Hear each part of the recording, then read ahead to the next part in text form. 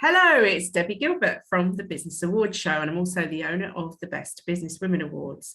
And today I'm delighted that I'm joined by Karen Young from Safe Hands Canine Massage, who's going to talk to us today about her business and also about her recent Silver Award at the Best Business Women Awards for Animal Services. So welcome, Karen. Hello. Hello, hi there. Hi. So, Karen, you work with our four-legged friends, the lovely dogs that we all absolutely adore. So, tell us a bit about what you do and how you got into this business. Okay, well, it probably starts in 2013 when I was working in construction in a male-dominated environment with very male-dominated targets that were completely unrealistic. And that sent me into a spiral of depression, really, as usually would do. So I finally got out of that because I wanted to be able to set my own targets. I set my own quite rigid expectations, and I get upset when I don't meet them, but at least they're mine, so I can at least set them more realistically. So I was looking to set up my own business. I wanted a dog and I wanted flexibility. And I realized actually I probably could set up a business working with dogs that didn't involve walking around fields and actually helped them to live better lives.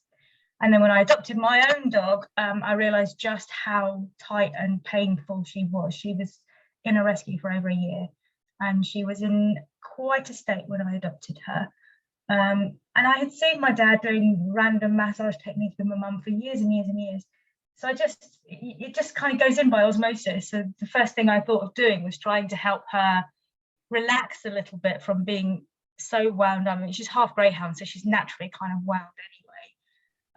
And that really worked. So I then took the plunge to do a 2-year course in canine massage, which allowed me to set up this business. And that's really where I started. And I have not looked back since. I have my own very rigid targets, which sometimes I don't meet, but I know why, and I can stand by that, and I don't have to deal with anyone else's ridiculous targets. So I'm very, very pleased.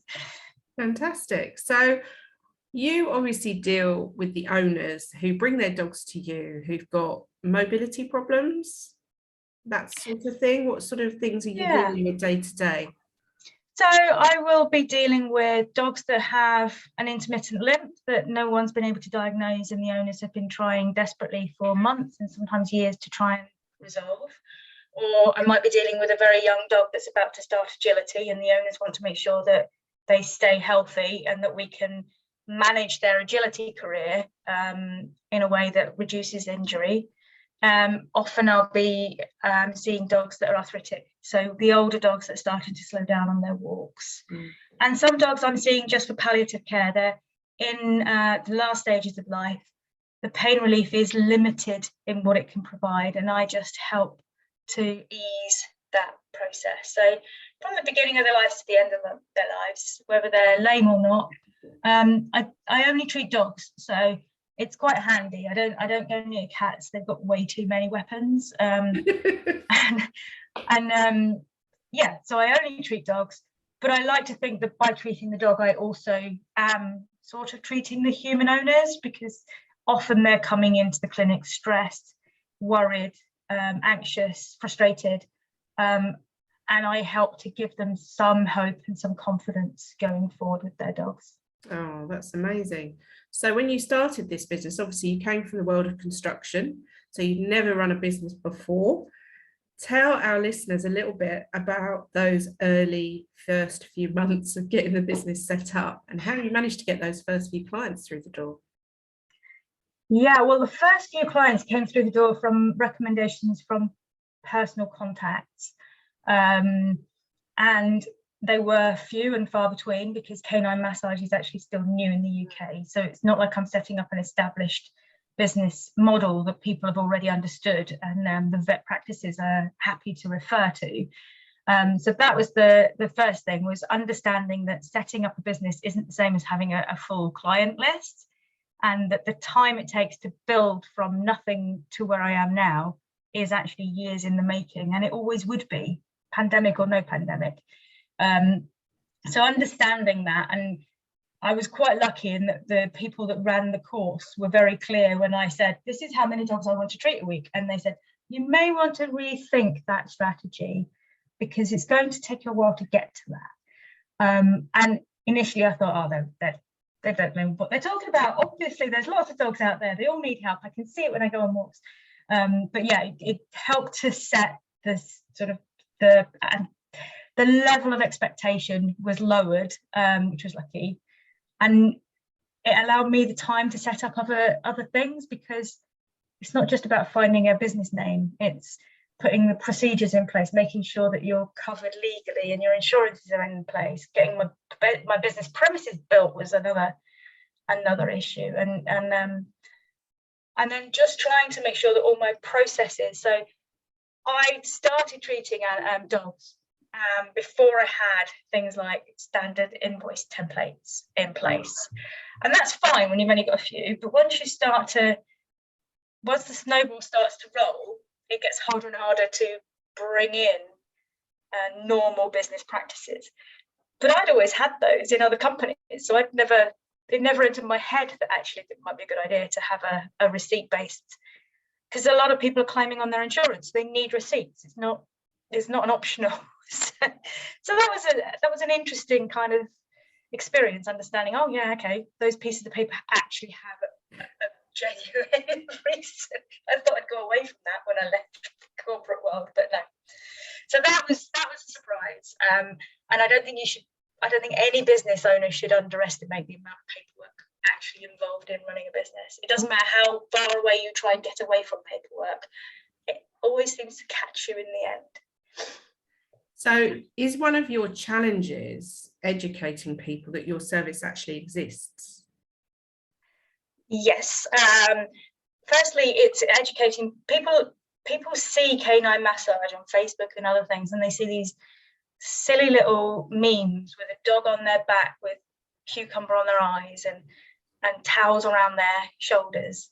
And it doesn't help the image. And obviously human massage also has an issue associated with it.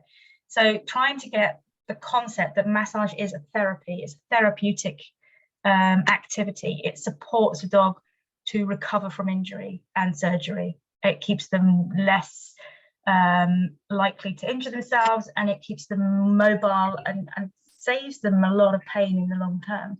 And I can catch injuries before they actually occur, so I can find issues before the owner spots the lameness, which can often save a lot of money and a lot of heartache. But trying to explain that to someone when the public perception of massage is very much a sort of a fluffy, spoiled dog syndrome is tricky. But luckily I've got a lot of clients now that don't hide behind a bush and pretend, you know how sometimes you're a bit embarrassed that you're taking your dog for a massage. That was how it was at first. People were like, I'm really pleased with what you do. Don't really want to tell my mates because it might make me look a bit silly. That's all changing now, and people are literally going out there and saying, you really do need to consider it as an option because it's turned my dog around. So it's starting to work, but it's a long process. So what other ways are you what other channels are you using to actually promote your business, aside from sort of Facebook and referrals from existing clients? Is there anything else you're doing to raise awareness of canine massage? Yeah, well, every client I see, I write a vet report for, which obviously goes to the referral vet. I can't treat a dog unless a vet has said that the dog right, is so they have to come via their vet. They have to come via the vet. So I have to have the vets understanding what I do in order for them to sign off on the forms. Fine. So I'm going to see vets, I'm speaking to vets, I'm talking to them about my qualifications, the level of training I've had, the fact that I'm a member of a professional body. So give them the confidence to sign those forms, because it's not regulated. Anyone in this country can say they're a canine massage therapist. Wow. And they can do it with or without training. And there's no qualification, there's no quality training mark to be sure what you're getting. So it's a difficult market to get into because there are lots of people out there mis-selling the service. And then obviously vets are not keen to sign off if they're not sure who you are. So I'm doing a lot of work around reassuring vets in practice about my level of expertise and my professionalism, which is starting to really pay off now. It was a bit difficult in lockdown when you couldn't speak to a vet for £1 million. Trying to get in to see a vet was tricky, but they're starting to open up, and I'm starting to get in and start talking to them again now. How bad was your business impacted by the pandemic? Well, I didn't work at all for the first 2 lockdowns. So that would be the first quarter of last year and the whole of November. And then from January till end of mid-April, I could only work on those dogs that were classified by their vet as urgent wellbeing cases. So it meant that a lot of the maintenance treatments that I would do to reduce the risk of injury, I couldn't do because they didn't. As soon as the government puts in place a stay-at-home requirement, I can't ask people to come out to my clinic. So that was tricky. So yeah, over half the year, I was either unable to or seriously restricted in what I did last year. Wow. Yeah, but that was good in a way because it gave me the time to put in place the paperwork that I had been not so good at. It allowed me the time to start networking. So I'm now actively networking with women's groups, because mostly the clients that come to me are women with their dogs. I don't know why most men don't seem to notice their dogs when they're lame. I don't really get that, but I think a woman, the dog is often like their children, and if their children were ill, they would know about it, and if the dog's ill, they know about it. So a lot of my clients are coming in from those sorts of referrals as well now, which is really good news. So even though I was locked in the house, unable to see dogs, I could at least see dog owners through networking events, which is how I sort of switched across. You keep your presence out there. Yeah. So obviously this is the Business Awards show. So we're going to talk a bit about awards now. So what was your decision behind entering the Best Business Women Awards? Well, I'd come to a couple of the introduction to awards seminars. I've been looking at awards for some time, but not having the confidence to apply. And in lockdown, my confidence was getting quite low because I wasn't able to do what I think I'm good at. And if you can't do what you're good at, you start to doubt yourself. So, and I had the time on my hands, and an application came out, and I was like, okay, well, I've got nothing else to do. And actually this could be really useful in terms of resetting where I am, why I'm doing this, and giving me a structure to assess my business and what I want and where I want to go. So I didn't really apply for the award as such, but it was more a case of, right, let's find out more about my business, how it operates, why I do it, and what the growth profiles look like, so that I can get some idea of, do I really need to seriously rethink my strategies, or am I actually on the right path and it's just something out of my control? So it was really that opportunity in a structured way to, in a safe space, because awards, it is kind of a safe place to do that experimenting and that analysis, and you don't tend to go down too many rabbit holes because the structure helps kind of keep you. So you were using it as the 360-degree review of your business really initially. So how did it feel when the email dropped through that you were selected as a finalist? Well, I was astounded, really, because I was really, that was not the purpose of the application. Once I'd filled in that and done the 360 analysis and put everything together, I thought, well, I might as well submit it because I've done all the work. So I was very surprised to have become shortlisted as a finalist. That was, it was thrilling to receive the email, and I didn't know what to do with myself, really. Luckily, at that point, I had opened up my business again, and so I could tell everyone and anyone that came into the clinic, because I think I'd have exploded if I'd not had an outlet to kind of mention it once or twice. So. And how did it feel to get your silver award and get that recognition for everything that you've done over the last few years? It was lovely. It's a pride of place in my clinic at the moment. yeah, it was a really nice experience. It was very odd because I'm not a sociable person. One of the reasons you work with dogs is you don't have to work too much with large numbers of humans. It's kind of one of the really, really good things about it. And so an award ceremony with large numbers of humans would have been tricky without COVID and without being kind of locked up for a year. So it was a tricky evening for me from a sort of personal point of view. But yeah, I'm really glad I went. It was sometimes you have to be put into an awkward position to realize that, yes, actually you can still cope with that position, you can still cope with it.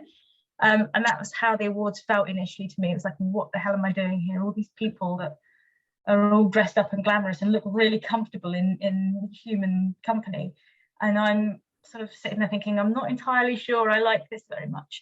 But I really did enjoy the ceremony. It was lovely to see so many people up on that stage. And yeah, it was you don't have very many nights out at the moment. So I know. it was lovely to just be out and to have a nice dinner and speak to some lovely people. And there were some just amazing women on my table that I got to know whilst I was there. So yeah. And you had such an amazing category. I mean, all the women in there were all working with animals. And I mean, Olivia commented, who was the gold winner of that category, who owns Cute Little Pigs, about it was nice to be out without our Wellingtons on. So I don't think you were on your own feeling a little bit like, oh, I don't normally glam up in my job. This is like out of my comfort zone. No. And we do work with animals because often we have an affinity with them. Yeah. Having an affinity with animals doesn't always correlate to an affinity with large crowds of people. Exactly. So since the award win, did you send out a press release? Have you done anything about it? Have you told your customers? What have you done? Oh, it's everywhere, obviously. It's on my LinkedIn profile. It's all over my Facebook. It's all over my website. It's there was a press release went out in the local paper. Brilliant. So you got some publicity in your local paper, which is always great. Yeah, I got some publicity there. I did send out something to the Aylesbury paper, but that hasn't been published yet. But they tend to be a month behind, so I'm not entirely sure. It might appear in the Christmas edition. Who knows? But yeah, it got me out and about, and I did put a press release out when I was selected as a finalist, and then again when I was after the award ceremony. So I got two bangs for the buck on that one, which is really good. And has this whetted your appetite for more awards for next year? Have you started to look at other things that you could possibly enter, maybe some local business awards or other national women's awards? I'm not necessarily focused on women's awards. I am looking at awards in general. I'm torn between the local ones and I don't want to go for a popularity contest. No. Because I just don't see that that's a genuine award if you can get people to thumbs up your business. That just means you've got a big network. That doesn't mean very much, actually. So I don't really want to go down that road. If I'm going to go for an award, it would need to be a proper judged award. I'm looking at options. I probably will enter again for the Business Women's Awards, and there is a couple locally that I'm looking at the moment with a view to maybe entering. So yeah, it is going to be part of my strategy going forward, because it actually helps. It helps with me reviewing where I am and whether I'm doing the right things and stuff. And even from that point of view, it has a value to it. So yeah. It's great validation for the work you're doing with the animals, and the more people that know about what you're doing, and the more people you're going to reach in terms of helping other dogs with all these issues that they've got. So I think there's so many layers there for you. Yeah. Anything I can do to get canine massage out there as a genuine therapy for dogs that makes a difference to their lives and supports the human owners through what can often be very difficult and isolating times, I'm going to milk that for all I can get, really, because it needs to be done. People need to know that it's there. They know about hydrotherapy, they know about physiotherapy, and now they need to know about massage as a therapy. I don't fluff around with my dogs, but I do make a difference to their lives. So that's amazing. Well, it's been a pleasure talking to you today. Thank you for joining me. and we'll add your details and your links on the post as well, so people know how to get hold of you. So thank you, Karen. Thank you for joining us on the Business Awards show. Thank you, Debbie. Thanks a lot. Bye.